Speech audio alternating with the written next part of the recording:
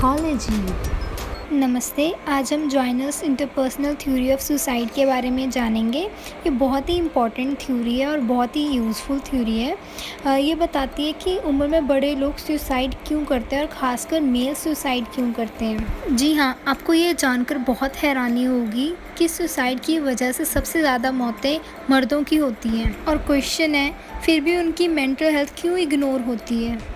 अब मैं आपको इस थ्योरी के बारे में बताती हूँ। ये थ्योरी थॉमस जॉइनर ने दी थी, जो कि एक साइकोलॉजिस्ट थे। इनका सुसाइड के विषय में बहुत एक्सपीरियंस था और इन्होंने कुछ किताबें भी लिखी हैं, जैसे कि लोग सुसाइड क्यों करते हैं और मिथ्स क्या हैं सुसाइड के बारे में।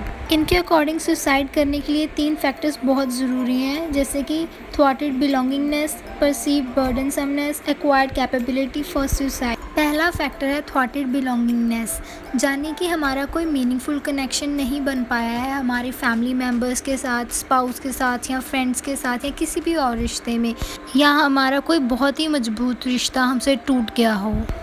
सेकंड फैक्टर है परसीव्ड बर्डनसमनेस। इसमें क्या होता है कि पर्सन अपने आप को बोझ समझता है दूसरों पर, अपने परिवार पर, सोसाइटी पर, और उसे लगता है कि उसने इस समाज को, अपने परिवार को कुछ दिया ही नहीं और एक बोझ ही है वो उन सब के लिए।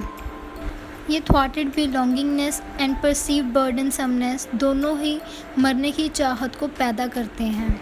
तीसरा फैक्टर है एक्वायर्ड कैपेबिलिटी फॉर सुसाइड, जाने कि हम सुसाइड करने के लायक कब होते हैं। जब कोई व्यक्ति लगातार पेनफुल सिचुएशन का सामना करता है तो उसकी पेन की सहनशीलता बढ़ जाती है और इसके साथ साथ जो मरने का डर होता है वो भी उसके अंदर ख़त्म होने लग जाता है। जी हाँ, अगर कोई व्यक्ति लंबे समय से किसी दर्द को सह रहा है तो उसके सुसाइड करने के चांसेस बढ़ जाते हैं।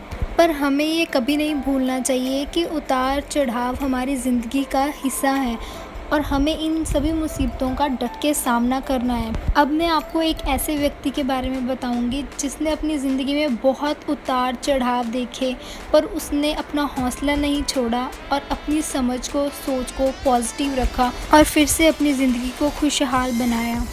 ये हैं जॉर्डन बेलफोर्ट, जिन्होंने स्टॉक मार्केट के ब्रोकर बन के मिलियन ऑफ डॉलर्स कमाए। फिर इन पर धोखाधड़ी का केस लगा और इन्हें जेल हो गई।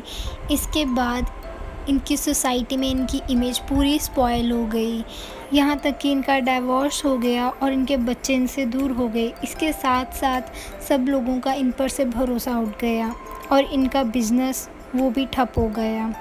पर इन्होंने कभी अपना हौसला नहीं छोड़ा। जेल में रह के इन्होंने सब कुछ फील किया, इन्होंने समझा और जाना कि ज़िंदगी को अच्छे तरीके से कैसे जीना है, और बाहर आकर इन्होंने फिर से अपना काम शुरू किया और अब ये बहुत ही अच्छे इन्फ्लुएंसर हैं। इन्होंने बुक्स लिखी, the wolf of Wall Street, way of the wolf, और इन पर मूवी भी बनी है, the wolf of Wall street.